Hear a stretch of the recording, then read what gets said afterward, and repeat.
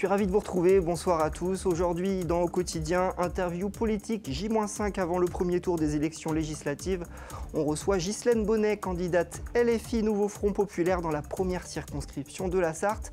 Et puis dans la suite, retour sur un film tourné en Sarthe qui a marqué son temps. Le producteur Éric Langlois nous racontera ses souvenirs du tournage du Destin de Juliette, sorti en 1983 et réalisé par Aline Isserman. Tout de suite, l'actu.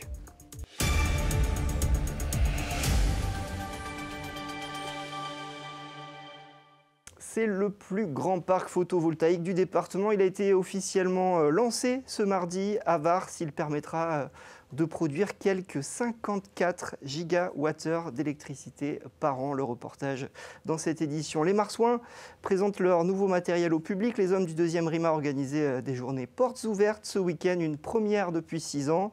Les dangers domestiques expliqués aux écoliers, une initiative portée par la Croix-Rouge dans les écoles de la Flèche. Et puis les Quinconces l'Espal au Mans à la recherche de dizaines de figurants, rencontre avec le créateur du spectacle We Can Be Heroes. Mais on commence avec cette inauguration, 66 575 panneaux solaires qui doivent produire l'équivalent de la consommation annuelle de 20 000 habitants. Chauffage inclus, voici les chiffres impressionnants du plus grand parc solaire du département qui a été inauguré ce mardi matin à Vasse. Reportage d'Arnaud Potier. Le coup de ciseau marque le lancement symbolique de cette nouvelle centrale solaire.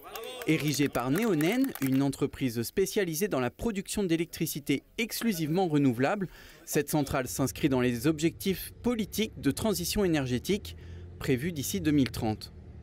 Tout cela répond aux ambitions de la politique pluriannuelle de l'énergie, qui est fixée par l'État et qui donnait un objectif de 44 gigawatts de production pour 2030. Aujourd'hui, on est à peu près à 20 gigawatts. Donc il faut presque doubler la production en l'espace de 5 ans. Donc ce qu'on a mis 15-20 ans à construire, il faut presque le doubler en 5 ans. Ce parc solaire a une particularité notable.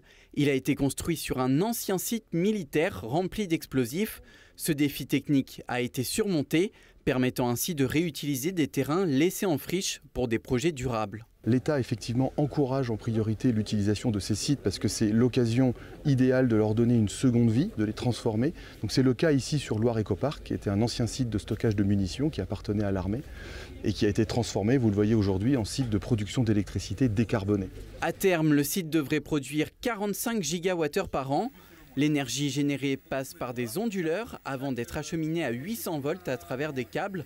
Un autre projet de Neonen devrait voir le jour dans la région, cette fois-ci sur un étang et devrait couvrir une superficie de 25 hectares. 6 ans que les Sartois attendaient ça, le 2e RIMA à Champagné ouvrait ses portes le week-end dernier, l'occasion pour le public d'entrer au camp d'Auvour, là où plus de 1100 militaires vivent et s'entraînent tout au long de l'année. Reportage de Laure Girard.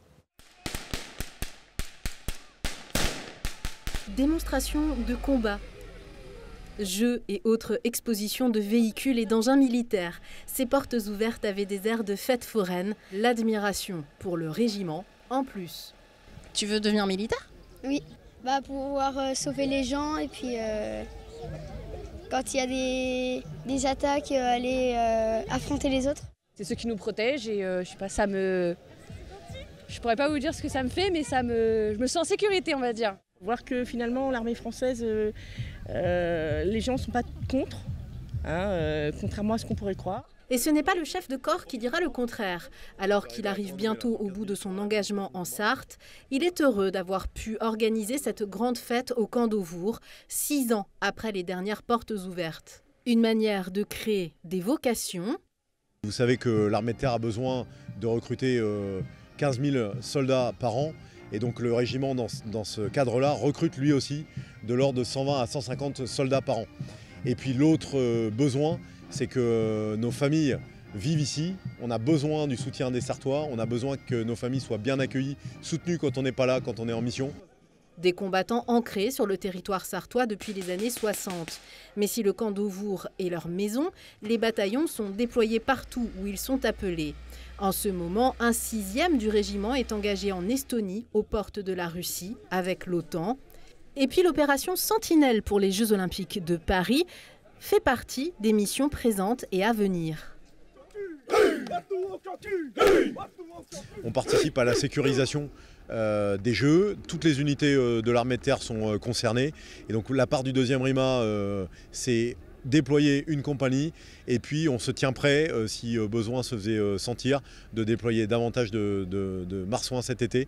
Donc ils sont là, ils attendent le top. Une chose est sûre, le public est venu admirer ce savoir-faire, mais aussi partager un moment avec les marsouins, comme on irait rendre visite à des proches qu'on n'avait pas vus depuis longtemps.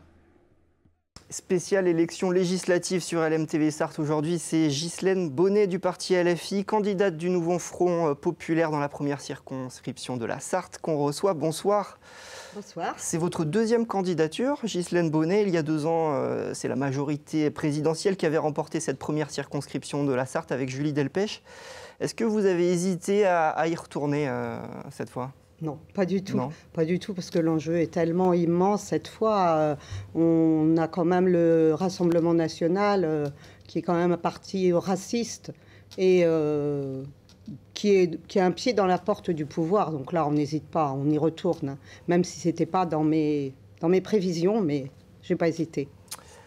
Cette campagne, elle est très rapide. Quel thème vous abordez, vous, avec les électeurs que vous rencontrez là tous les jours ? Les principaux thèmes qui nous sont soumis, c'est celle du pouvoir d'achat, bien évidemment. Hein. Le pouvoir d'achat, on n'a pas assez pour finir le mois. Le mois commence déjà le 10 pour certains. C'est très, très compliqué. Les prix ont explosé, les salaires ne montent pas, les pensions sont, pour certains, vraiment très, très petites. C'est tous ces thèmes-là qui les inquiètent en priorité. Et puis aussi l'avenir de leurs enfants. Comment ils vont assurer un avenir dans un monde où c'est très complexe. L'école va mal. Quelle santé on va continuer à avoir? On manque de médecins partout. Et aussi, quelle retraite on va avoir et dans quel état on va aller à cette retraite. Tout ça, c'est des choses qui remontent du terrain. Il y a une mesure emblématique que vous portez, c'est le SMIC à 1600 €. Oui. Bruno Le Maire, il dit que ça serait une catastrophe pour la France, ce SMIC à 1600 €. Qu'est-ce que vous lui répondez ? Je vais déjà répondre à Monsieur Le Maire que lui-même a été une catastrophe pour la France, étant donné qu'il nous laisse un trou de 1000 milliards. Seulement 240 milliards sont liés au Covid, parce que c'est toujours ce qu'on nous rétorque. Donc 1000 milliards de trous supplémentaires dans les comptes de l'État, c'est quand même beaucoup. Donc nous, la mesure qu'on veut prendre, et tout ça en faisant beaucoup de cadeaux aux riches. C'est surtout ça qu'il faut se rappeler. Alors que nous, ce qu'on veut faire, c'est mettre un SMIC à 1600 €. Mais c'est réaliste net. Pour les PME, par exemple Oui, c'est la question qu'on nous pose souvent. Alors pour les PME, on va mettre en place un service bancaire, spécial pour pouvoir faire face, pour qu'ils puissent faire face à un service d'État. Oui, absolument. Pour les aider, pour leur faire les avances nécessaires, pour qu'ils puissent faire face à cette dépense. On comprend bien que 200 € supplémentaires, plus les charges qui vont avec, ça fait une grosse somme pour eux. Mais en plus, de l'argent dans les poches des plus humbles, vont le dépenser. Donc ça fait un cercle vertueux pour nous. Au lieu du cercle vicieux de Monsieur Le Maire et Macron, qui, eux, donnent de l'argent aux riches et prennent dans la poche des plus pauvres, nous, on va faire le contraire. On va prendre aux riches pour donner aux plus humbles. On a vu le Rassemblement national faire une percée dans votre circonscription lors des élections européennes. Comment vous l'expliquez, ça ? Moi, je l'explique par les gens qui sont en colère, les gens qui sont complètement déboussolés par tout ce qui se passe en ce moment, et puis toutes les crises successives aussi qui ont eu lieu. Il y a eu la crise Covid, bien sûr. Là, actuellement, il y a la guerre qui est à nos portes, et ils sont inquiets, comme je disais tout à l'heure, pour leurs enfants, ils sont inquiets pour leur retraite. Tout ça, ça leur cause vraiment un grand trouble. Ils ne savent plus où ils en sont. Et puis, il faut bien reconnaître que les médias matraquent beaucoup tout ce qui va mal.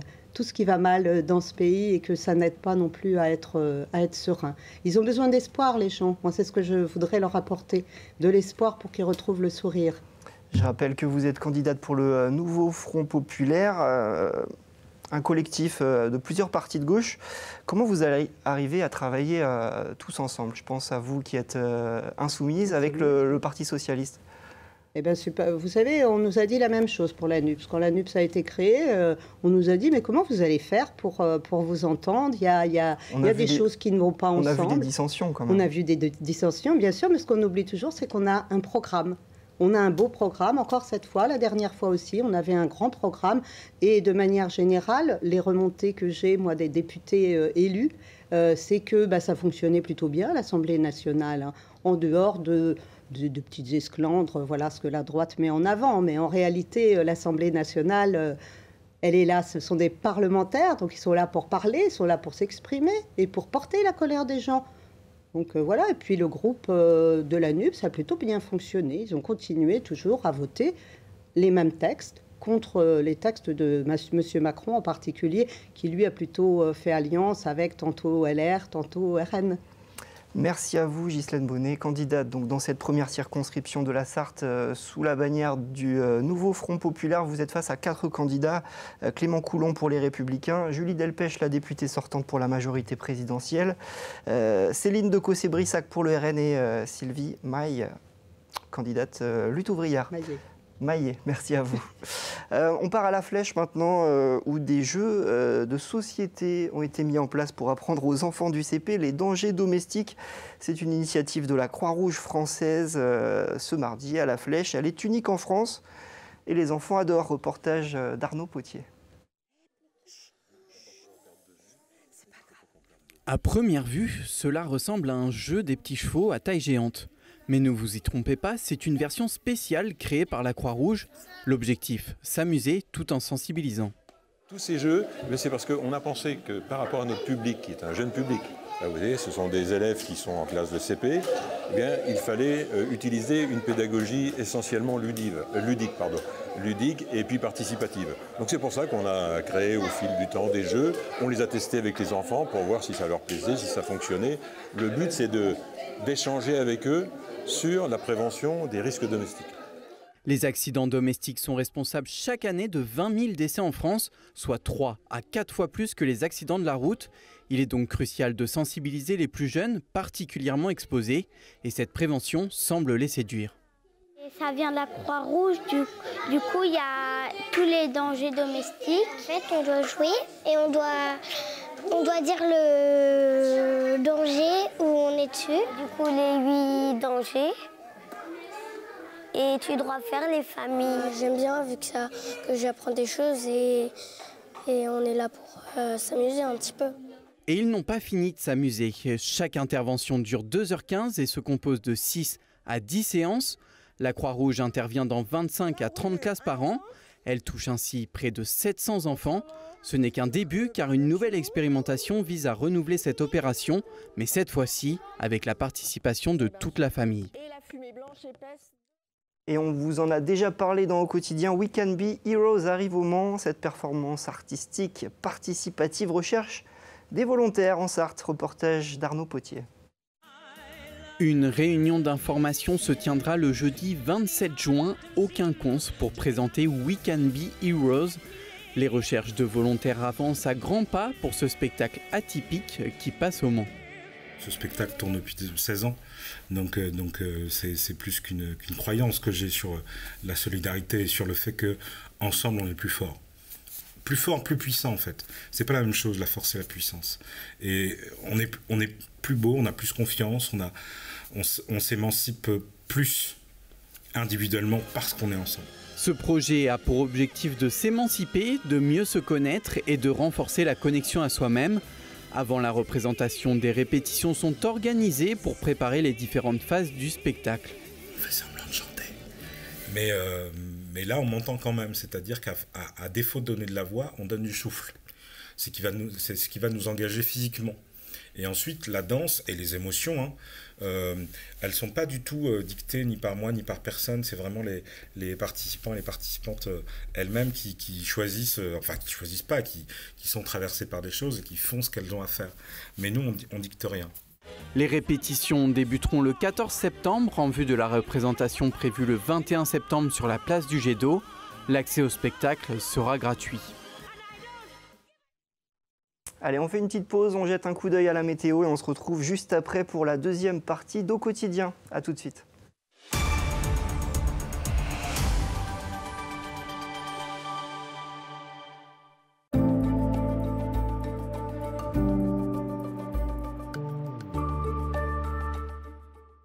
Bonsoir messieurs, dames, ravis de vous retrouver pour ce nouveau bulletin météo. Merci de nous avoir choisis sur LMTV Sarthe pour passer cette soirée ensemble avec, vous le voyez, des conditions météo plutôt calmes au cours de ces prochaines heures.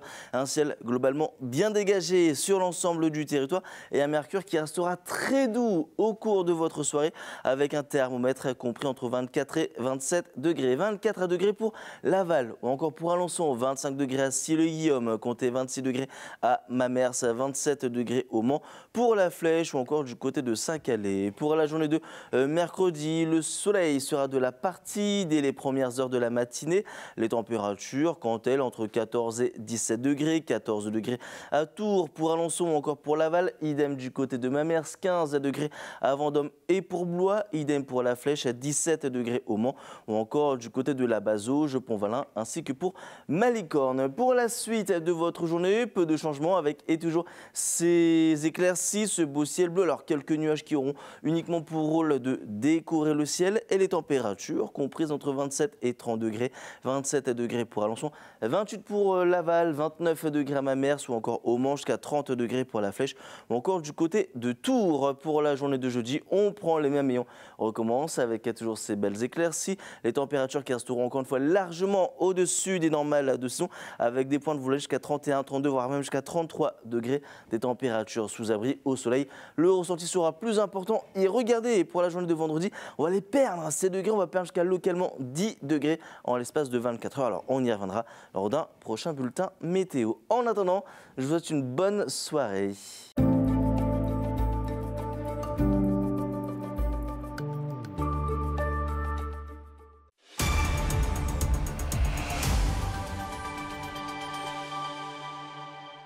Bonsoir à tous, bienvenue à vous. Si vous nous rejoignez dans Au Quotidien, c'est la suite. On regarde ce qui se passe du côté de la qualité de l'air avec notre partenaire RPI de la Loire. Et vous le voyez, c'est pas fameux, les chaleurs actuelles favorisent la formation d'ozone. En conséquence, l'indice est dégradé ce mardi et ça va continuer demain sur l'ensemble de la région. La qualité de l'air sera même localement mauvaise demain selon l'indice RPI de la Loire autour des grandes agglomérations. Place à notre invité aujourd'hui, c'est Éric Langlois qu'on accueille. Vous êtes producteur à numéro 7 à Verneuil-le-Chétif. On vous doit de nombreux films, comme le dernier en date, Le voyage en pyjama de Pascal Thomas. Mais si on vous reçoit aujourd'hui, c'est pour parler d'un autre film, un film qui a été longtemps tombé dans l'oubli. Le premier, c'est Le destin de Juliette, un film de 1983. C'est quoi l'histoire de ce film? L'histoire du film c'est une histoire qui raconte d'une certaine manière l'aventure malheureuse d'une femme qui va être mariée de force à un personnage qui est interprété par Richard Boringer. Donc le titre du film s'appelle Le destin de Juliette. Il a été tourné en Sarthe. Il a été tourné en Sarthe, principalement sur la vallée du Loir, Aubigny-Racan, Vasse, Le Lude, Sarcey. C'était en 1982, le film est sorti en 1983. Il a été sélectionné à l'époque au Festival de Cannes, et donc il a été réalisé par Aline Serman, qui connaissait déjà le village puisqu'elle y avait vécu enfant. Son père était médecin à Aubigny-Racan dans les années 50. Il a reçu un bel accueil, ce film, au moment de sa sortie en 1983, notamment au Festival de Cannes. Au Festival de Cannes, il a été très bien reçu. Il était dans la rubrique Un certain regard pour concourir à la Caméra d'Or. Il a eu le prix de la SACD. Il a eu le prix Georges Sadoul. Les critiques étaient à la limite un peu en mode un peu avancé sur leur temps. La violence conjugale n'était pas un sujet récurrent. Donc ce film-là parle de ça aussi. Il y a les deux, enfin, il y a plusieurs formes de violence, mais en tout cas, ce qui faisait la qualité du film, c'était la qualité artistique dans laquelle il a été tourné. Et d'ailleurs, Aline avait choisi une chef décoratrice, une chef opérateur, enfin directrice de la photo, la chef costumière aussi, c'était Maritza Gligo. Il y a du beau monde, quoi. Il y avait beaucoup de beau monde, c'était assez folklorique à Aubigny-Racan en 82. Comment vous êtes retrouvé sur ce film alors? En fait, dans ma famille, ma mère a travaillé chez le docteur Isserman quand elle était jeune. Alors, moi, j'étais pas encore né, mais quand Aline et mes parents sont partis à Paris, je suis né à Paris après, mais au final, quand Aline, on a gardé des liens affectifs avec la famille Isserman depuis tout le temps. D'ailleurs, le père d'Aline m'a mis au monde, donc c'est quand même quelque chose. C'est pas rien. Louis Isserman, qui est le fils d'Aline, est musicien, c'est lui qui a fait la musique des films pour la promotion de la Sarthe, pour les poulets de Loué, enfin pour des choses comme ça. On le fait travailler, il travaille très bien. Mais pour revenir au film, c'est un film de grande qualité. Ce qui est bien, c'est qu'un film de 1982 que l'on regarde aujourd'hui restauré, qui au final n'a pas pris une ride. En 82, on racontait une histoire qui s'était passée dans les années 60. Donc, in fine, ça reste un film d'époque, pour l'époque. Si on parle de ce film, c'est quand même qu'on va pouvoir le voir là, déjà oui, demain. Demain, c'est à Aubigné-Racan, qui a une séance de prévue à la salle des fêtes à 19h. Exactement. Et puis séance aussi jeudi à la Ferté-Bernard au cinéma. Voilà. Le Palace. Pendant longtemps, ce film, on ne pouvait pas le voir, hein, malheureusement, parce que les bobines sont restées en fait, en tout cas inaccessibles pendant 40 ans. Le producteur s'en occupait pas. Ouais. Le producteur avait un peu levé le pied. Problème de droit. Il y a eu des problèmes de droit, mais les problèmes de droit, ce n'était pas la seule raison. Je pense que c'était la volonté de ce producteur de ne plus vraiment s'occuper des films qu'il avait produits. Et puis de faire un peu la sourde oreille. Donc au final, le film est resté longtemps dans un placard, d'une certaine manière. On invite tout le monde à venir à ces deux séances, en présence d'ailleurs de la réalisatrice et de vous-même, d'Aline Isserman. Voilà. Ouais. Aline vient demain. Elle voulait venir aujourd'hui. Je m'en excuse pour elle. J'ai parlé avec elle tout à l'heure. Elle est très heureuse, bien évidemment, de venir à Aubigné parce qu'elle y a vécu, parce qu'elle aime beaucoup Aubigné-Racan. Puis c'est quand même un beau cadeau de Nicolas Mourier, qui est le maire du village, d'offrir. Parce que c'est gratuit, hein, les séances sont gratuites. Oui, c'est gratuit, la séance est gratuite. Donc, et la salle des fêtes peut contenir quand même pas mal de monde. Donc tous ceux qui auront envie de revoir une Sarthe filmée dans les années 80, qui illustre les années 60, mais qui, d'une certaine manière, n'est plus celle d'aujourd'hui, ce sera puis des gens s'y reconnaîtront, on reverra pas mal de monde. Allez, on rappelle l'horaire, 19h demain à la salle des fêtes d'Aubigné-Racan, et puis à 20h pour ce qui est de la Ferté-Bernard au cinéma Le Palace. Merci à vous. Je vous en prie. On joue maintenant. Il y a 2 places à gagner pour le festival Roc-en-Bray qui aura lieu du 23 au 25 août à Loire-en-Vallée. Un festival avec le Japon qui est mis à l'honneur cette année, toute la culture japonaise. Pour tenter de gagner vos places et participer au tirage au sort, envoyez un mail à jeux@lmtv.fr. C'est la fin de cette édition. Merci à vous de nous avoir suivis. Tout de suite, c'est Plus belle ma Sarthe, direction Sémur-en-Vallon. Bonne soirée sur LMTV.